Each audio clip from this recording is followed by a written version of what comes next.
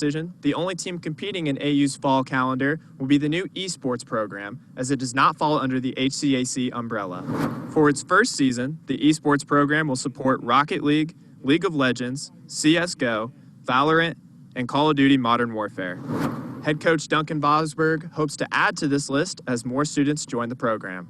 Back to you, JC. Thanks, Jordan.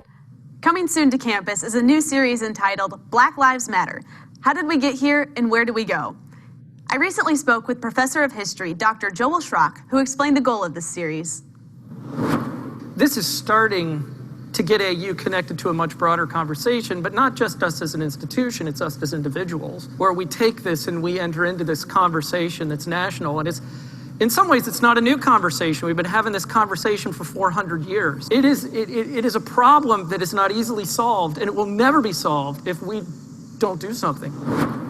Schrock and other campus leaders will be hosting the Black Lives Matter series in Reardon Auditorium on select dates throughout September and October.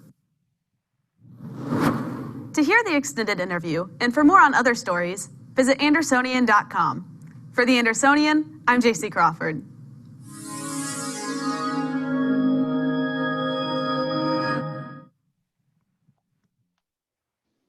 Good morning. I'm so glad that you're able to join us today. This is our first convocation for Anderson University, and so glad to welcome you to this conversation that we're going to be having today with many of our leaders in our community at Anderson University. As many of you may know, that over the last few months, there has been an outcry and a call to action in the streets of our nation and abroad with respect to racial injustice and the inhumane treatment of Black and brown women and men. In these times, it is important to hear from our thought leaders and decision makers within institutions. And we are here to offer the leaders of Anderson University an opportunity to share their personal reflections concerning this present moment and the direction moving forward for Anderson University. These leaders have graciously accepted this invitation to participate, and because they sit in the highest seats of power within our academic community, we'd like to hear from them. Also today, our panel consists of two groups, the leaders I just spoke of, these decision makers, and also a panel of previous students, alum, and current students who are all been impacted externally and internally by the racial barriers, which make it very hard for students to persist in predominantly white institutions that are known as PWIs. And so today, those who are on our panel is John Pistol, president of Anderson University, Dr. Marie Morris, provost of Anderson University, Chris Lukengay, assistant provost and dean of students of Anderson University, Dr. Lynn Schmidt, dean of the School of Nursing and Kinesiology. And then on our student, current student and alumni panel, we have Emily Wasanga, graduate 2009, Miss Rachel Sutherland, graduate of 2017, current student Nia Carter, senior of Anderson University, and also Mr. Tremel Velez, an AU junior. And I want to thank everybody for being a part of this conversation. In these times, it's very difficult to sometimes just talk about where we are and where we're going as it relates to race in our country. But thank you so much for being willing to share your time with us and for us to be able to hear your thoughts. We shared earlier, we're going to try to, because of time, we're going to try to keep our responses as condensed as possible, but looking forward to the opportunity to come back to this conversation again. So we want to start this conversation off. Often when I teach groups about race and I teach them about the difficulty we have with having the conversation, I refer to the primary emotional responses that show up. And those emotional responses being fear, shame, and anger. Can you share with us what was the emotional response that you had when you heard about the murder of George Floyd? And Just tell us the response and then why did you have that response? Anyone can share. Well, I'll start off, and Mike, thank you for facilitating this conversation. It's a good starting point, and that's how I see it as president of the university. A starting point that we can hear from everyone who has a voice in this. I think just looking at our panel, so the 4 leaders are all white, and then the 4 others who are young are Black, and then of course a youth facilitator. And so I think long term, the goal is to try to make sure that there's a better mix, a better balance, if you will. And one of the things I took from George Floyd's death in custody is that that the lexicon and the terminology is important, because I've done several videos referring to his murder, and what I've realized even as a career law enforcement person, that murder is something associated with a judicial decision. And so even though it's obvious to me watching the horrific video that he was murdered, I need to be more precise in talking about death in custody. And my 3 reactions that you mentioned, mine were outrage, disgust, and disappointment. And just all 3 of those very strongly, and so follow up with more later.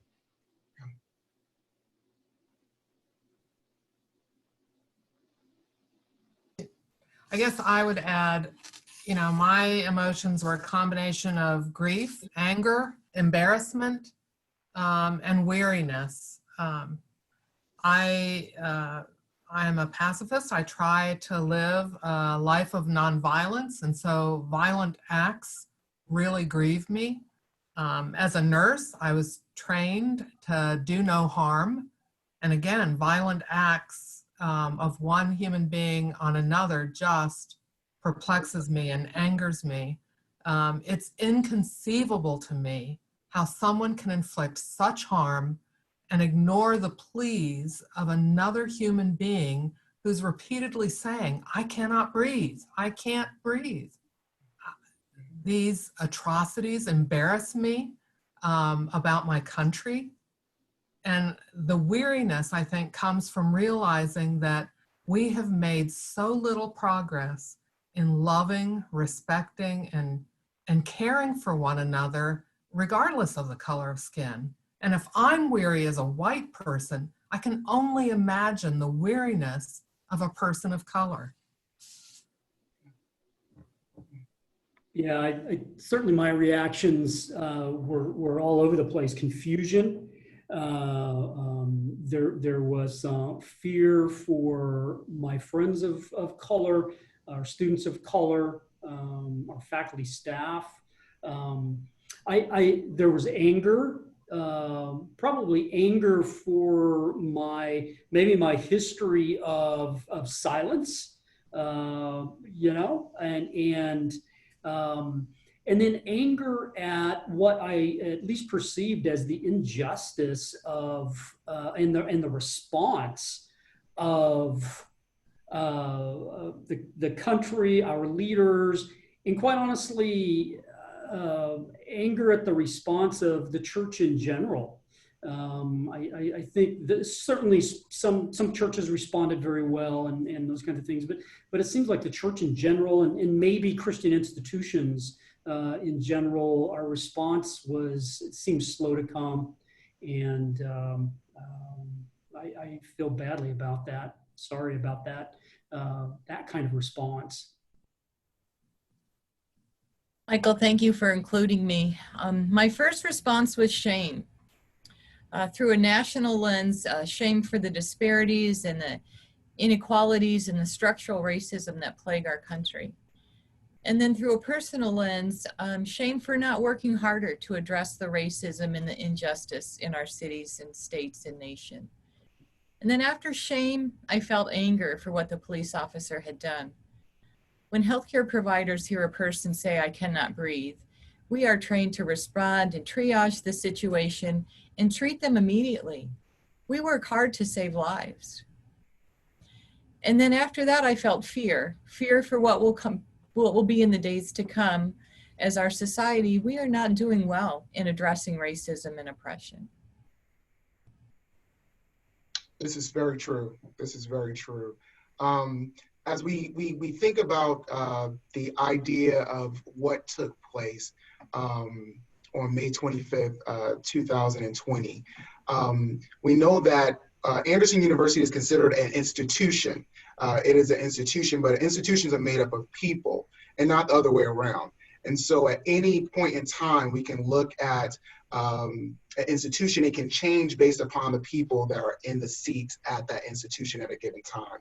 So today we're kind of like checking the heartbeat, if you would. It's like the yearly annual Dr. Lynn checkup to see about the health of our university when it comes to the conversation of race right now. We know that we have, as a university in the past, we have been very engaged, and we may have done some great things then, but where are we now? And has there been times where we've fallen off or picked it back up? And so I want to know from all of you, what have you learned about yourself or the world around you since May 25th, 2020?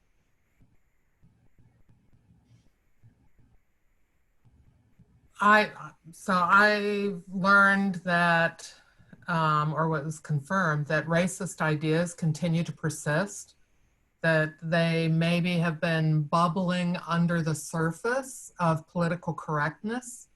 And I've personally been guilty of being more politically correct, making nice rather than being an activist, and getting in good trouble, as John Lewis said. I've been too much of a bystander. I was raised in a racist home environment, and my life journey has been every day trying to combat those racist ideas. Yeah, Dr. Schrock said in the Andersonian video that for 400 years it's a long time. Yeah. It's a long time, and we should be further along than we are. What's been helpful for me, and agree with and concur with what Dr. Morris has said, and I guess going back to the use of words and the lexicon that we have, I've always, I don't consider myself not to be a racist, but what this has brought home for me is that I have not been anti-racist.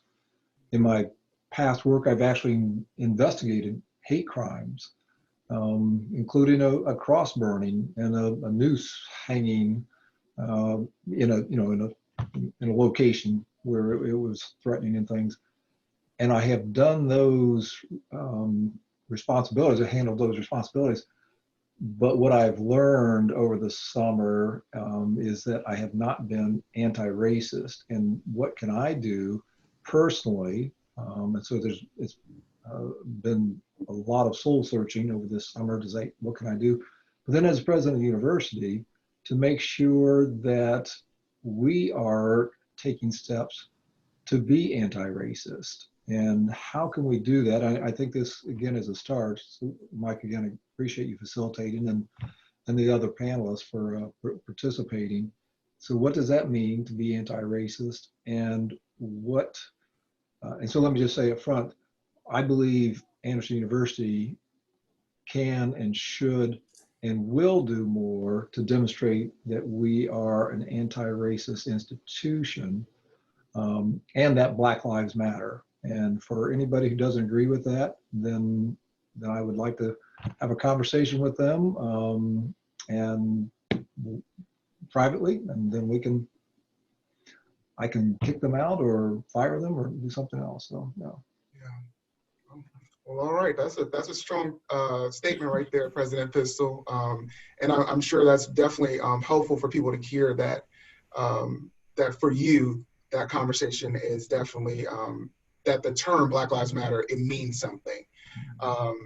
So I want to kind of move us along in this conversation because you brought up a term, anti-racist. And I wanted to know, can somebody define that term for us? What does it mean to be an anti-racist? You know, I'll take a stab at that. I found Ibram Kendi's work really helpful. I read his book, Stamped from the Beginning, The Definitive History of Racist Ideas in America, and then recently read his book, How to Be an Anti-Racist, and it really resonated with me. He focuses on ideas that are racist, saying that any of us can hold such ideas, and that these racist ideas create racist policies and structures, and they perpetuate inequity that favors one group over another, and typically whites as superior, and that creates inequity. And so being anti-racist, he would say, means letting go of those racist ideas and policies. And when you do that, that can lead the way to racial equity. So an anti-racist believes that racial groups are equal, that no race is inferior, and that policies and structures should produce racial equity. And I thought that was really helpful definition, and like President Pistol, gives me some guidance to be more than a bystander and to really actively seek to be anti-racist. Dr. Morris, thank you for sharing that definition. If we were hearing that definition correctly, and I'm asking the whole panel this question here, would you describe yourself today as an anti-racist? And then if so, what actions are you taking to foster anti-racist attitudes within the areas that you serve or lead? Yeah, I guess I would say that I'm learning that. As President Pistol said, I always consider myself a non-racist, but what I'm learning is that's a very passive description. That kind of talks about what I don't do, what I don't say, and that I'm learning again that being anti-racist is proactive. Is what is it that I am going to do? What am I going to say that lends to the discussion of race and injustice on campus, in my life, my family, the national dialogue. So in transparency, I guess I'm learning to be non-racist or anti-racist, because I grew up in community of school and very kind of integrated schools as far as Hispanic, Mexican American, and so I think growing up I took a lot of that for granted. And unfortunately, I think taking that for granted also kind of put me in this passive mode of living. And I see the necessity in my own life of now I need to be much more proactive in looking at policy. We'll talk about that in a little bit, and not allowing, as Dr. Morris said, kind of that political correctness just to pass by. I grew up in outside of Detroit. I went to nursing school down in the inner city. Grew up in a Jewish community, so I always thought that I was well-rounded, so to say. So after reading Dr. Ibram Kendi's book this summer, it was an eye-opening for me to realize that I have a lot of growth that I need to do. Archbishop Desmond Tutu said that to remain neutral in situations of injustice is to have taken the side of the oppressor. And so I need to have more confidence and competence to start some of those hard conversations and listen, really listen. As the nursing faculty know, I tell them, if you have a brain, you have a bias. So an unconscious, implicit biases they're unintended, but they're subtle, and they're subconscious thoughts that happen to all of us all of the time. So it's important that we understand ourselves before we can work to understand other people and to make change. Yeah, I think these racist ideas are so embedded in our language, our behaviors, our policies and practices, and it takes intentionality, which is,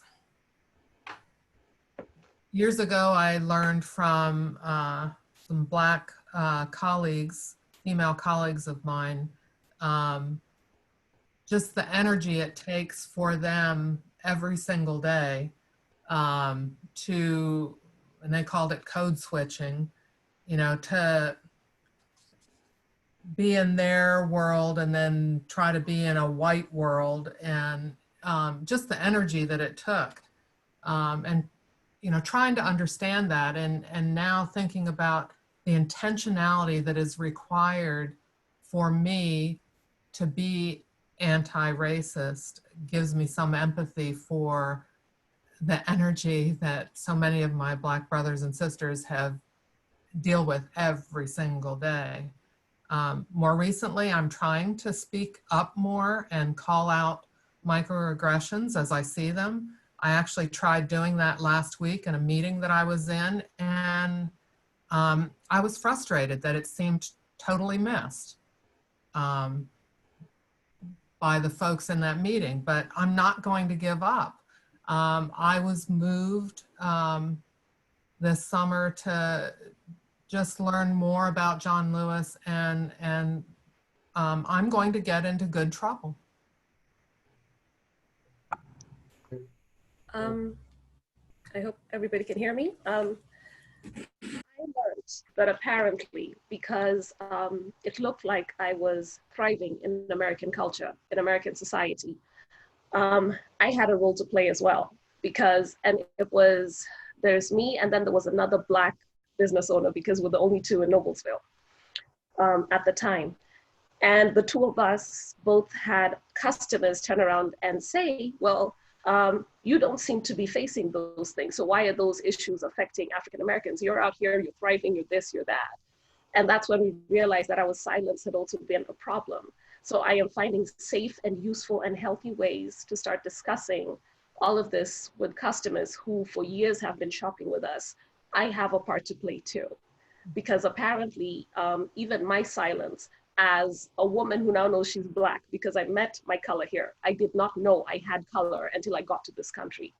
I have a role to play, and not just to say a role, but I have to make it a healthy role.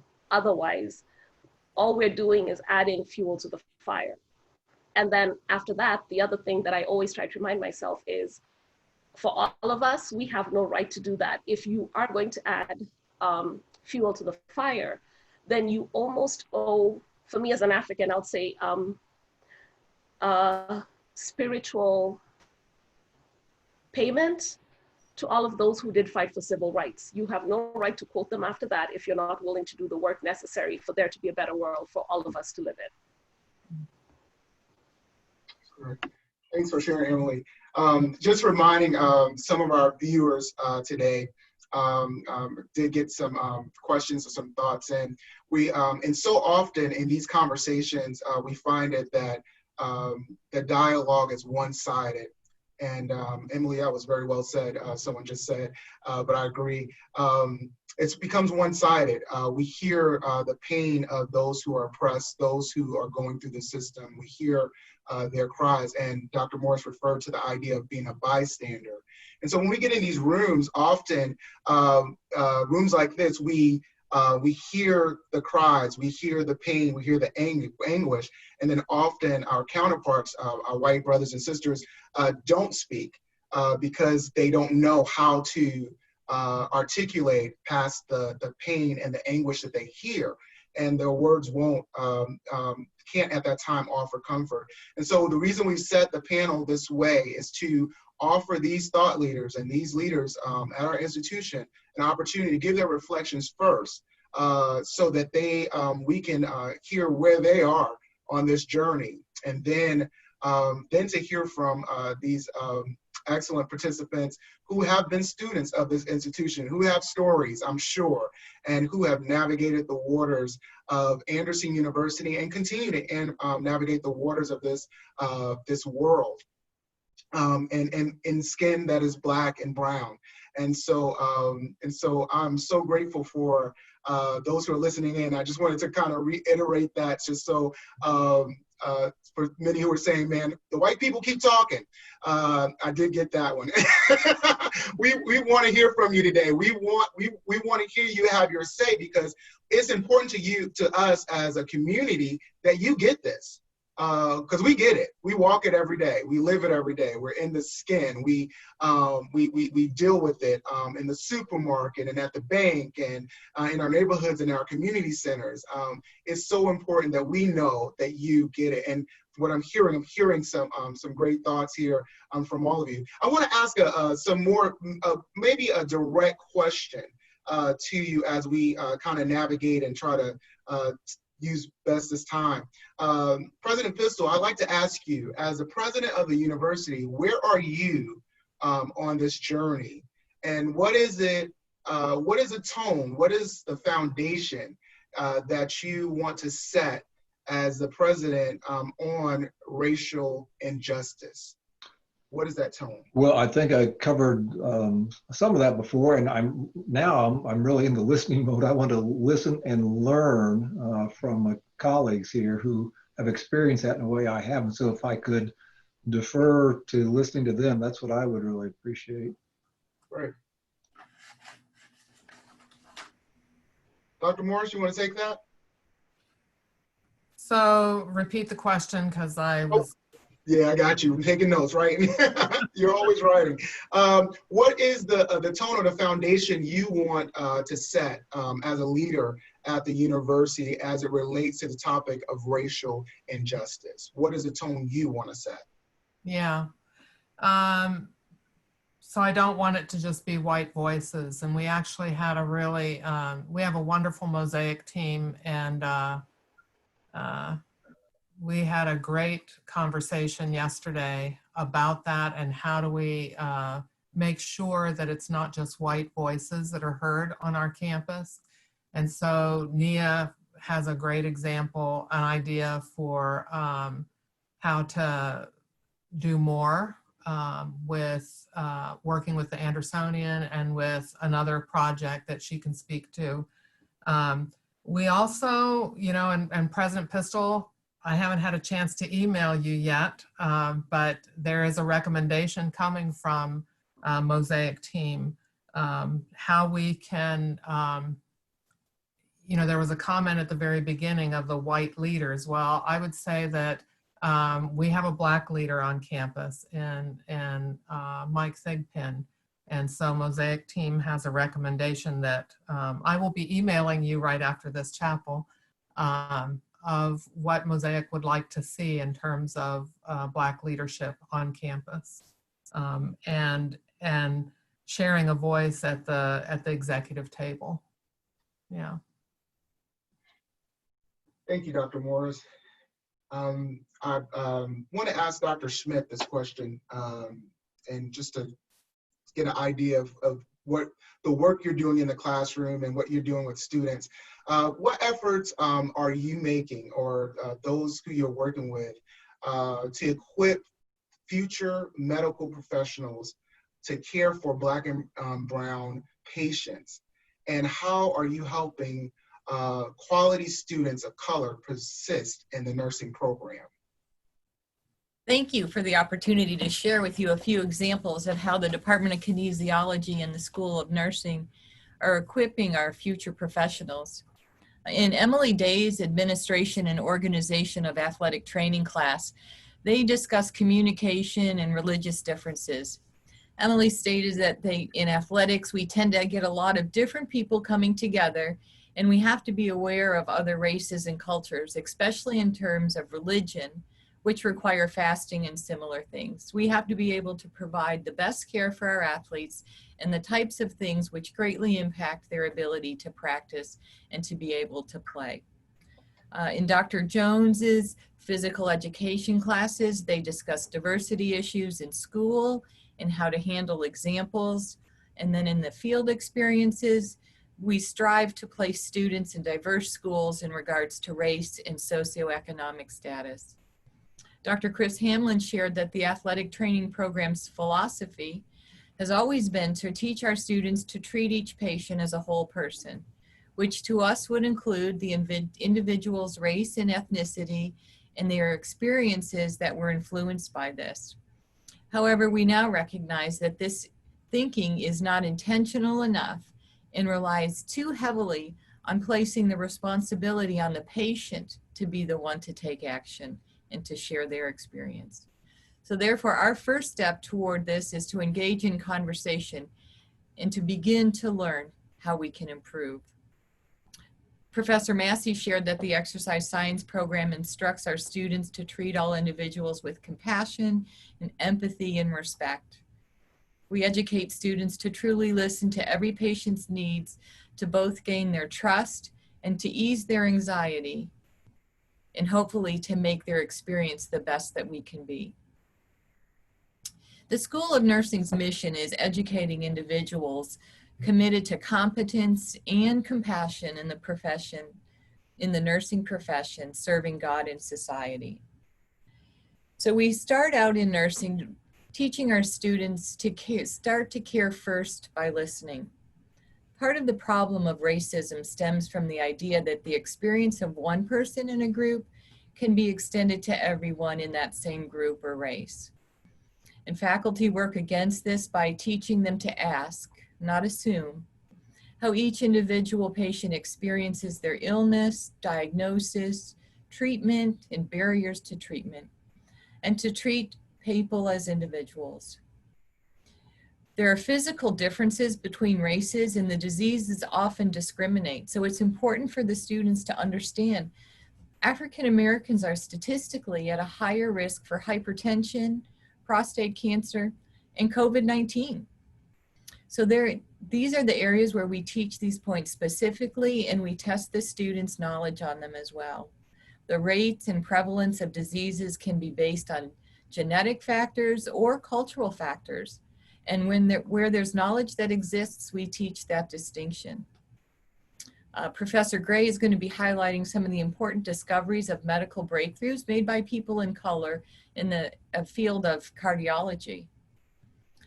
In the sophomore year, we begin to talk about personally mediated racism, institutionalized racism, and internalized racism. And then the students write a paper using the scholarly journal source about how racism has manifested in healthcare. We talk about health disparities that are suffered by people of color, in which arise out of policies that have kept these population groups oppressed for generations. We examine how physical location adversely impacts health, as well as social norms that contribute to dominant societal attitudes and assumptions. Dr. Neal discusses about other marginalized groups, care of the LGBTQ patient, and on her Jewish trip, we learn about the care of religious minorities. We have our senior year. The students discuss professional standards of moral, ethical, and legal conduct. The students assume accountability for personal and professional behavior by reflecting on one's own belief and values as they relate to the professional practice. The second semester of the senior year, each nursing student enrolls in an intercultural capstone, which emphasizes the value of human diversity in order to provide safe, high-quality care.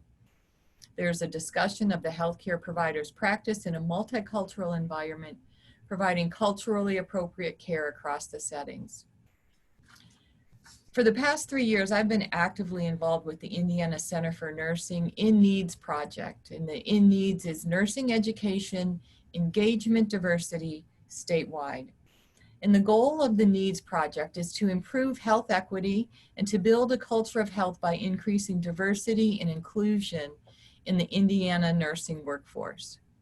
We are in the final stages of developing a holistic admissions toolkit to guide nursing programs and assembling a diverse class of students with the background, the qualities, and the skills needed for success in nursing. We've also developed a peer-to-peer mentor toolkit to help address the challenges of nursing school attrition. We have the evidence of what needs to be accomplished to increase diversity and inclusion in nursing. AUS School of Nursing, we're improving that process by developing a position as an academic coach for our students, but there is significant work to be done to increase our success. Good to hear that you have it within the curriculum and that is merged in, that those conversations are being held and the education process is taking place. I want to turn our focus to our panelists who are joining with us, who are students who have gone through the system of AU, and I want to hear from them. You've heard from these thought leaders, from these persons who sit in some of the highest seats in our institution, and I want to hear from you. What's good? What do you feel good about? What do you feel is something that's unsaid? What still needs to be addressed as it relates to this conversation of racial injustice? Okay, so I would like to say thank you for being sensitive to the matter, but I believe something that is unsaid is amplifying what you guys feel onto the students here as well, to the Caucasian students, because sometimes they are not as open arms as they think they are. And I personally have stories with different students and different things that has transpired, and it makes me feel uncomfortable being an African-American male here. And I know it is not easy to, amplify what you feel into the students, but I feel like it should be done more better in a way. Yeah. I'd like to hear from some more of our panelists, student and alums. I'll follow what Tramel was saying. Being an alum and going through AU, it makes me happy to hear that our leaders at least are willing to see what's happening and see that this is not just a May 25th thing. This is something that we've been dealing with. These are microaggressions that we have been living with. So I'm on one hand excited to hear that progress is being made and that people are actually seeing, because it's very discouraging for a person of color to deal with something and for somebody who doesn't deal with it to go, well, I don't deal with it, so it can't happen. So that's encouraging. I would have to echo Tramel. I think something super important for AU is to have the feelings of the leadership be to trickle down to the students and to create those safe spaces outside of the CRC, that this is what we stand for everywhere. So whether it's nursing, whether it's the cafeteria, whether it's the library, we won't accept that anywhere, and to have all people stand behind that, because the CRC has been doing that, and that's its job, and MOSIC has been doing that. But when the celebration of us comes everywhere and it's not just the other thing, then it becomes normal. So really dispelling that, oh, that's them, they have that. But when it becomes, oh no, we all enjoy this, we all experience that, then those things, people start to deal with those in their own, like, oh, why am I having those conversations? Thank you, Rachel. I think for me, what I am happy about and excited to see is that even before we started classes this week, we were getting emails and updates from the school saying that, the leadership of the school does support Black Lives Matter and thinks that this is important, and saying that they're going to start having these conversations and putting action towards what they're saying. Because I think in the past, in my experience as a student, there's been a lot of kind of touching on the topic, but not really having a lot of action behind it that was tangible for students to see, and even for the rest of the community to see that had the school's name on it. One thing that I think we still need to look at is a little bit of a combination of what the other two students have said. It's one thing for the leadership to say and start acting in a certain way, but it's another thing for students who are currently at the school to experience similar things from other students. And I think being able to be in the position we are now, where action does not stop after this has all died down, and we keep having these conversations and bringing up conversations about this and other controversial topics or hot topics in the future, is something that will be really beneficial to the school and to the students that even have already graduated, even the alums, because I think it can come off a bit reactive the way we are doing things now. As a student who's been here for 3 years, it does seem a bit reactive, even though I know differently. And so I hope that we can better that outcome in the future as a school. That's a great observation, Nia. Great. For me, I think I will say that I'm grateful that this happened and that the conversation is being had. I think the other thing I'd like to see is a new understanding on what it means to be a Christian, because in my experience, and I went to religious schools all through, but they were world religions. AU was the one place where I was actually around concentrated Christianity. And it is in the West that I discovered how small God is. So we need to revisit what Christianity means, because here God doesn't always love. Although he made you, he forgets you apparently. There needs to be bigger conversations being had around what it means to be a Christian and how you can share that. Because when Rachel, actually I agreed with everything they were saying, because I remembered those experiences. So if we can find a way to revisit that and revisit it in a manner where what we do is almost like cement, I think that is absolutely vital. That's good. So question to everyone, what is the immediate, what are the immediate changes that must happen for Anderson University to be on the right side of history, and maybe even the right side of God when it comes to the conversation of racial injustice? What needs to happen, not next year, not 5 years from now, but what needs to happen immediately in respect to this conversation? Well, If I could, please, yeah. I'm so sorry. No, please. If I could go first real quick, I think one thing from a student's perspective that I think could be an immediate response is the boldness of conversation around things, because any action that is taken will take time. And in 10 years, it will be able to say, wow, doing that action in 2 years or less was a really short amount of time. But when we're in it, it feels like forever to get things, you know, in place and to get started and see if it works or not. I think the one thing that we can always do is to have these conversations and have them boldly. And, you know, even if we do offend each other, we'll be able to have those safe spaces where we can work through that as well. Because to say we're going to do something and then to have those conversations in a small room in the corner and only involve certain people, even if that's just like certain leadership, it can seem to others that those conversations may not even be happening. So to get everyone involved in the brainstorming process, I think is something to consider. I think we need to look at changing some policies to eliminate racial inequities and injustices here on campus and in our community.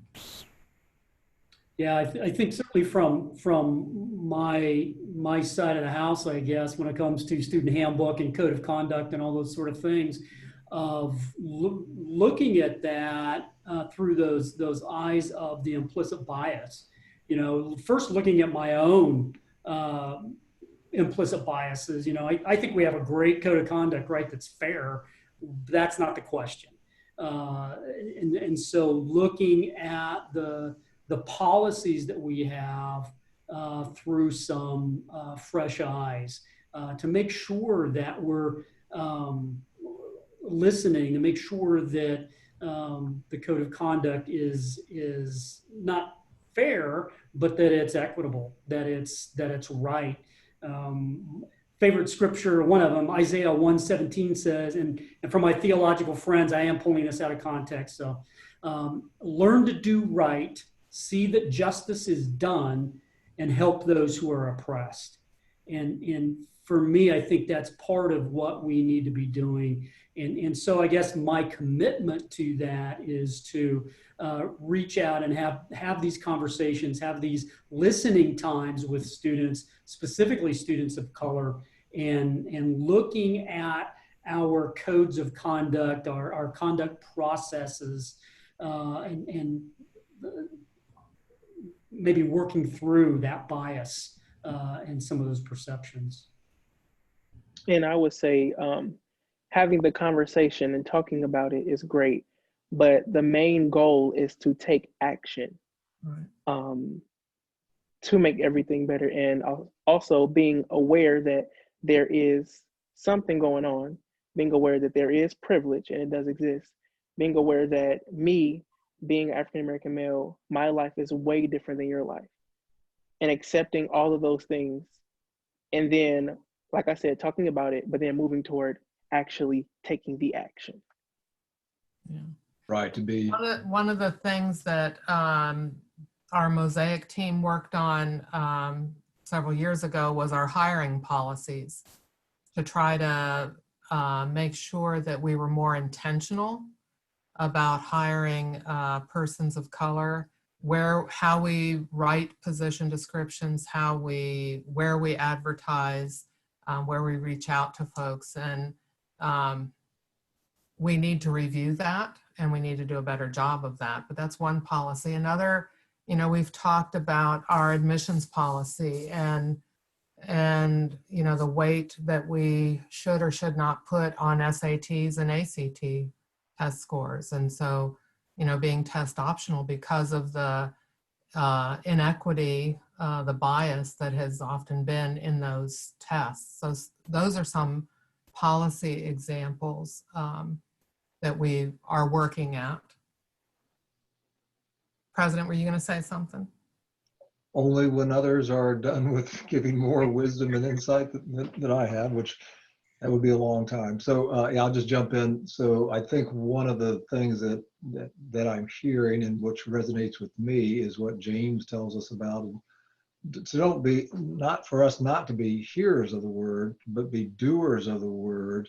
And I think this is a start in that direction of how do we love God and love one another in actionable ways. And so, as has been mentioned, some of these policies, some of the practices, what can we do? So one thing is the cabinet, we meet with the Student Government Association, as some who are on this Zoom are well aware of, once a month to have dialogue. And so one of the things that we decided this summer is that we need to have more representation from the people of color on campus, from students. And so we've invited representatives of different groups that would accommodate that. And just in a preliminary stage, I had a meeting with the mayor of Anderson here on Tuesday, and asking him for scholarship money for students, particularly Black and Latinx students here in the city, because that's what he is responsible for. And so I'm cautiously optimistic that the city will come through for additional scholarship money to help us provide quality education at a price point that makes sense for everybody. So I'm going to end with that thought. You said be doers. So what we're going to do this again. This is part one of this conversation. We're going to come back again. And when we come back, we're going to start by hearing from our student and alum panelists. They're going to lead the conversation. They're going to share their stories and journeys. And then near the end of that, we're going to get some opportunity to hear some responses from this leadership team. I want to thank all of you for being a part of this conversation today. I'm so grateful for your sharing and your transparency. in sharing. I believe we're on a good path as a university to navigate these waters. It will be uncomfortable, but the good news is that we can be safely uncomfortable together as a community.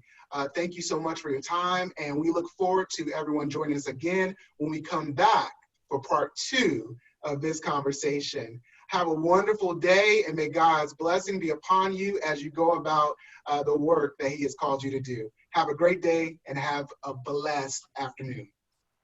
Bye, everyone. Thank you.